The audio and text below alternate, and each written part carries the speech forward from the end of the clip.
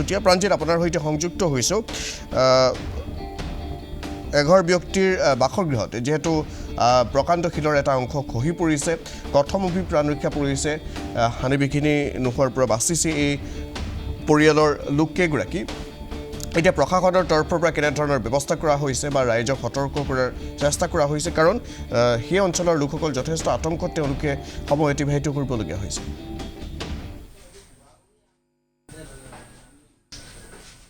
চাওক নিশ্চিতভাৱে পাৰ্থ আমি আপোনালোকক কৈছিলোঁ যে উদালবাক্ৰাৰ এই যিটো অঞ্চল আছে সেই অঞ্চলটো এটা পাহাৰীয়া অঞ্চল আৰু যিটো ঘৰ আছে ঘৰটোৰ দাঁতি কাষতে লাগি আছে এখন পাহাৰ আৰু পাহাৰৰ এটা শিল খহি পৰি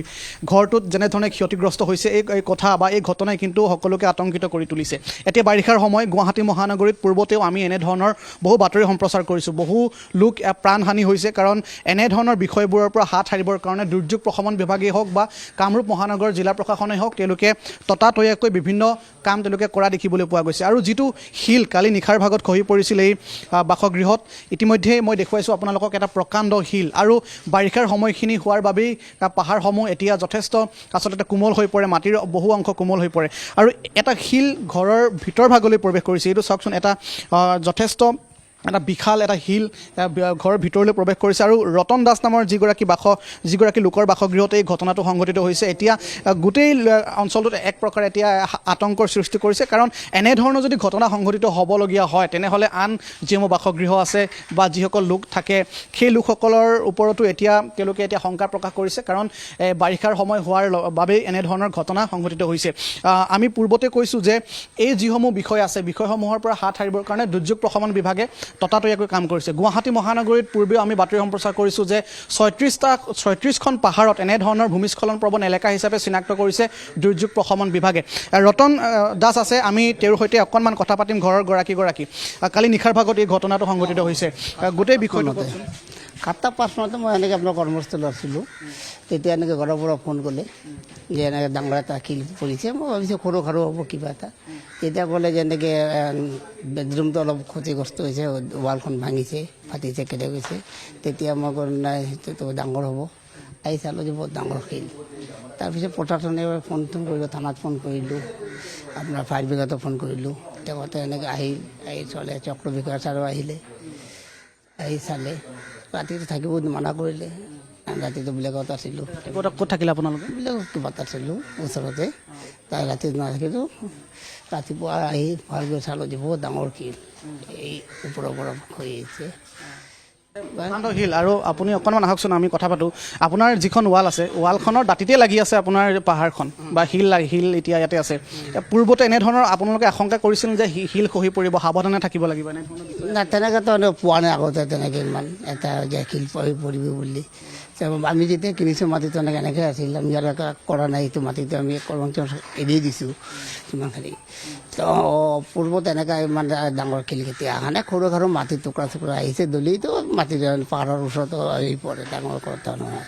তো ইমান ডাঙৰ শিল যে ওপৰৰ পৰা বাগৰি আছে ফাৰ্ষ্ট টাইম ইমান মাটি আপোনালোকে কিমান চনত ক্ৰয় কৰিছিলে 12ত কিনিছিলোঁ 12 চনত কিনিছিলে কাৰ পৰা কিনিছিলে এইটো ৰাণা ৰয় বুলি এজন মানুহ আছিলে কিমান মাটি কিমান আছে ইয়াত 12.5 আছে মেদি আৰু যিহেতু কৈছোঁৱে যে এতিয়া কালি যিহেতু প্ৰশমন বিভাগ আহিছিলে তেওঁলোকে কিবা ক্ষয়ক্ষতিৰ কিবা কৈছে নেকি নাই তেনেকৈ একো কোৱা নাই তেখেতে ইমানখিনি কৈছে আজি ৰাতিটো থাকিব নালাগে কাৰোবাকো ঘৰত আৰু ৰাতিপুৱা আহি এনেকৈ ভাংগা চুৰি কৰি কি কৰিব লাগে এইটো কৰি পেলাই লৈ যাম কি ভাগিছে আপোনালোকৰ ক্ষয় কি হৈছে আমাৰ এটা বেডৰুমৰ ৱাল এটা কেলে হৈ গৈছে এটা বাথৰুম এটা ডেমেজিছে তলৰ এটা কিচেন এটা ডেমেজিছে ইমানখিনিয়ে আৰু আপোনাৰতো চালে এনেকৈ আপোনাৰ চাদৰ অলপ জেগাটো পাইছে ভাঙিছে ইমানখিনিয়ে বাকী তথাপিতো আপোনালোকৰ মই দেখিছোঁ অঞ্চলটো যথেষ্ট ভয় লগা ঘৰৰ কাষতে আছে পাহাৰখন আৰু সৰু ল'ৰা ছোৱালী আছে যথেষ্ট সতৰ্ক হ'ব লাগিব অঁ হ'ব লাগিব হয়তো নাই সাৱধানে থাকিব লাগিব সৰু সৰু ল'ৰা ছোৱালী আছে আৰু মই পুনৰবাৰ কৈছোঁ যে উডাল বাক্ৰাৰ এই বিষ্ণু ৰাভাৰ হাউচ নম্বৰ 13 এই যিটো স্থান আছে এই স্থানসমূহ কিন্তু এতিয়া এনেধৰণৰ এটা বিষয় বা এনেধৰণৰ এটা পৰিস্থিতিৰ এতিয়া সন্মুখীন হ'ব লগা হৈছে এই অঞ্চলৰ বাসিন্দাসকলে আৰু কেৱল এইটো বাসগৃহই নহয় ইয়াৰ আশে পাশে বহুখিনি বাসগৃহ আছে তেওঁলোকৰ বা ভৱিষ্যতৰ কথাও আছে গতিকে দুৰ্যোগ প্ৰশমন বিভাগে এই যিখিনি স্থান আছে এই স্থানসমূহ প্ৰকৃতাৰ্থত তেওঁলোকে এটা সতৰ্কতামূলক বা সাৱধানতামূলক তেওঁলোকে বিষয়সমূহ চোৱা উচিত আৰু মই এটা কোঠা দেখুৱাইছোঁ এই কোঠাটোতেই আহি শিলটো খহি পৰিছিল নিচেই কাষতেই আৰু যথেষ্ট পৰিমাণৰ শিল যথেষ্ট পৰিমাণৰ মাটি ইয়াৰ ভিতৰ ভাগলৈ প্ৰৱেশ কৰিছিল আপোনালোকে চাওক এতিয়াও বিশৃংখল হৈ আছে কোঠাটো আৰু এইটো কোনোবা আছিলে জানো ইয়াত নাই কোনো নাছিলে ইয়াত আপোনালোকে এইটো ভাড়া ঘৰ বনাইছিলে ভাড়া ঘৰ বনাইছিল এতিয়ালৈকে ভাড়া দিয়া নাই কেতিয়া নাই এনেকেই আপোনাৰ ৰৈ আছে কমপ্লিট হোৱা নাই এইটো বনাই থকা হৈছিলে আৰু ইয়াৰ ভিতৰ ভাগলৈ যদি মই চাওঁ তেনেহ'লে ষ্ট'ৰ ৰুম তেওঁলোকে ব্যৱহাৰ কৰিছিলে আৰু যিসমূহ ইয়াত বেচিন আছে বা ইয়াত যিখিনি ৱাল আছে এইখন খিৰিকী আপোনালোকে দেখিছে খিৰিকী ভাগিছে তাৰ সমান্তৰালভাৱে ইয়াৰ ভিতৰ ভাগলৈ শিল বালি বোকা ইয়াত প্ৰৱেশ কৰিছে কাৰণ কালি নিশাৰ ভাগতো অলপ বৰষুণ দিছিলে যাৰ বাবে এতিয়াও বোকাময় পৰিৱেশৰ এতিয়াও সূচনা হৈ আছে আৰু এটা প্ৰকাণ্ড শিল মই পুনৰবাৰ কৈছোঁ আপুনি যদি এই স্থানেৰে চায় তেনেহ'লে এতিয়াও শিলটো কোনোবা এটা অংশত লাগি ওলমি আছে হিতাছে অকণমান পৰিৱেশটো দেখুৱাব মই এইটো কাৰণে দেখুৱাব বিচাৰিছোঁ কাৰণ গুৱাহাটী মহানগৰীত পাহাৰীয়া অংশত বাস কৰা লোকসকলে এই বিষয়বোৰৰ পৰা সাৱধানতা অৱলম্বন কৰিব লাগে আমি তেওঁলোকক সতৰ্ক কৰিবৰ কাৰণেহে এই বাতৰিটো সম্প্ৰচাৰ কৰি আছোঁ চাওক এতিয়াও শিলটো কিন্তু এটা অংশত লাগি পাহাৰৰ এটা অংশত লাগি ওলমি ৰৈছে শিলটো কেতিয়া কোন মুহূৰ্তত হয়তো আৰু ভিতৰ ভাগলৈ খহি প্ৰৱেশ কৰিব পাৰে তাৰ নিশ্চয়তা এতিয়াও নাই গতিকে দুৰ্যোগ প্ৰশমন বিভাগে ততাতৈয়াকৈ এই শিলটো ইয়াৰ পৰা আঁতৰোৱাৰ ব্যৱস্থা কৰিব লাগে কামৰূপ মহানগৰ জিলা প্ৰশাসনে ইয়াৰ ব্যৱস্থা কৰিব লাগে ইয়াৰ জনসাধাৰণক বা ঘৰখনৰ গৰাকীক ইয়াৰ পৰিয়ালৰ সদস্যসকলক সুৰক্ষা দিবৰ কাৰণে ততাতৈয়াকৈ কাম কৰিব লাগে আৰু আন এটা বাথৰুম আছে বাথৰুমৰ ভিতৰ ভাগত টাইলছো তেওঁলোকৰ কিছু পৰিমাণে ভাঙিছে ক্ষয়ক্ষতি হৈছে গতিকে এই যিসমূহ বিষয় আছে উডাল বাক্ৰাৰ এই যিটো ঘৰ আছে ঘৰৰ কাষতেই আন বহুকেইটা ঘৰ আছে গতিকে আন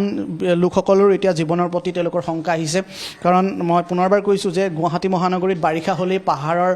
মাটিবোৰ বা পাহাৰৰ শিলবোৰ কোমল হৈ পৰে যাৰ বাবে এনেধৰণৰ বহু ঘটনা পোহৰলৈ আহে গতিকে এনে ঘটনাৰ পৰা পৰিত্ৰাণ পাবৰ কাৰণে সকলোৱে সতৰ্ক সাৱধানতা অৱলম্বন কৰিব লাগে আৰু মই পুনৰবাৰ কৈছোঁ গুৱাহাটী মহানগৰীত ৩৬খনকৈ পাহাৰত দুৰ্যোগ প্ৰশমন বিভাগে বা কামৰূপ মহানগৰ জিলা প্ৰশাসনে চিনাক্ত কৰিছে ভূমিস্খলন প্ৰৱণ এলেকা হিচাপে আমি কেইবাদিনো আগতে সেই বাতৰি আমি সম্প্ৰচাৰ কৰিছিলোঁ গতিকে এনেধৰণৰ এতিয়া বিষয়বোৰ আহিছে আৰু মই পুনৰবাৰ দেখুৱাইছোঁ এইটো অংশ যে যিখন দেৱাল এওঁলোকৰ ঘৰৰ আছে সেই দেৱালখনৰ নিচেই কাষতে আপুনি মন কৰিলে দেখিব নিচেই কাষতে আছে এখন পাহাৰ গোটেইখন এখন পাহাৰ বিশাল পাহাৰ তেওঁলোকৰ ৱাল তেওঁলোকে কেনেধৰণে গাঁঠিছে হয়তো তেওঁলোকে পাহাৰ কাটিবলগীয়া হৈছে পাহাৰ কাটি তেওঁলোকে ঘৰ বনাইছে ঘৰ বন্ধাৰ সময়ত চাগে এনেধৰণৰ তেওঁলোকে বিষয়বোৰৰ পৰা আচলতে তেওঁলোকে চাব লাগিছিলে এইসমূহ শিল তেওঁলোকৰ ঘৰৰ ভিতৰ ভাগলৈ প্ৰৱেশ কৰিছে গতিকে এনেধৰণৰ বহু বিষয় আছে এই বিষয়সমূহৰ পৰা দুৰ্যোগ প্ৰশমন বিভাগে গুৰুত্ব দিয়া উচিত ইয়াত দেখুৱাইছোঁ 12 লেচা মাটি এই 12 লেচা মাটিত যিটো ঘৰ সাজিলে তেওঁলোকে দাঁতিতেই এইখন আপোনালোকৰ এখন পাহাৰ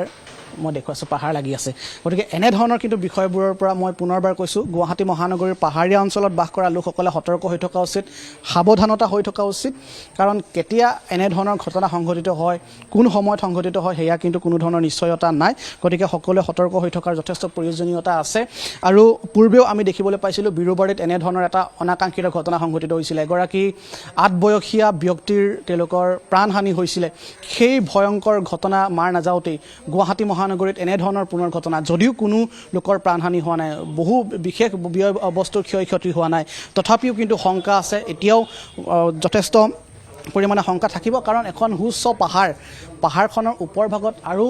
যথেষ্ট পৰিমাণৰ বিশাল শিল আছে গতিকে এই শিলসমূহ এতিয়া এনেধৰণে যে খহি নপৰিব তাৰো মানে নাই গতিকে মই পুনৰবাৰ কৈছোঁ দুৰ্যোগ প্ৰশমন বিভাগে গুৰুত্ব দিয়া উচিত জিলা প্ৰশাসনে গুৰুত্ব দিয়া উচিত গতিকে এনেধৰণৰ বিষয়বোৰৰ পৰা সাৱধানতা অৱলম্বন কৰিব লাগে বাৰিষাৰ সময়ত এতিয়া গুৱাহাটীত কেনেধৰণৰ এটা পৰিৱেশৰ সূচনা হয় কৃত্ৰিম বানপানীৰ কথাকেই মই কওঁ ভূমিস্খলনৰ কথাকেই ক'লোঁ তাৰ সমান্তৰালভাৱে বহুত এনেধৰণৰ আনুষংগিক বিষয়সমূহ আছে সমস্যাসমূহ আছে গতিকে এইসমূহৰ পৰা পৰিত্ৰাণ পাবৰ কাৰণে কিন্তু সকলোৱে সতৰ্ক হৈ থকা উচিত কেৱল জিলা প্ৰশাসনে নহয় সাধাৰণ যিসমূহ লোক আছে তেওঁলোকে নিজকে সতৰ্ক কৰি ৰখা নিতান্তই আৱশ্যক কাৰণ যদিহে এনেধৰণৰ ঘটনা তেওঁলোকে আশংকা কৰে তেওঁলোকে ততাতৈয়াকৈ তেওঁলোকৰ বাবে হেল্পলাইন নম্বৰ আছে দুৰ্যোগ প্ৰশমন বিভাগৰ তাত তেওঁলোকে ততাতৈয়াকৈ যোগাযোগ কৰিব লাগে কিন্তু ইয়াৰ বাবে প্ৰকৃতাৰ্থত কাম কৰিব লাগে জিলা প্ৰশাসনে দুৰ্যোগ প্ৰশমন বিভাগে আৰু খুব সোনকালে হয়তো এই শিলটো আঁতৰাৰ ব্যৱস্থা কৰা হ'ব বিশাল শিল আমি কেমেৰাত যিমান পাৰোঁ দেখুৱাবলৈ যত্ন কৰিছোঁ ওপৰ ভাগলৈ উঠি যোৱাৰ আমি সাহস কৰা নাই কাৰণ যথেষ্ট পিছল হৈ আছে পিছল হোৱাৰ বাবে এতিয়াও ইয়াতে আশংকা কৰা হৈছে আৰু শিল খহি আহিব পাৰে এতিয়া আপোনালোকে দেখিছে এটা বিশাল শিল তাৰ আশে পাশে অসংখ্য সৰু বৰ শিল আছে যাৰ বাবে এতিয়া ভয়ৰ আশংকা আৰু আছে গতিকে এই যিটো বাসগৃহ আছে বাসগৃহটোৰ লোকসকল সাৱধানতা এতিয়া অৱলম্বন কৰিছে তাৰ সমান্তৰালভাৱে ইয়াৰ আশে পাশে থকা যিসকল লোক আছে তেওঁলোকেও কিন্তু সাৱধানতা অৱলম্বন কৰা নিতান্ত আৱশ্যক পাৰ্থ ঠিক আছে এই মুহূৰ্তত প্ৰজ্ঞান ধন্যবাদ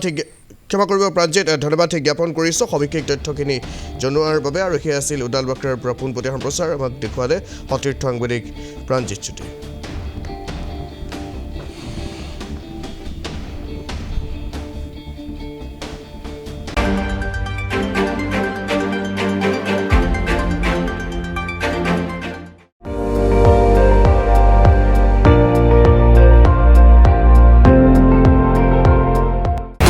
আপুনি চাই আছে ND24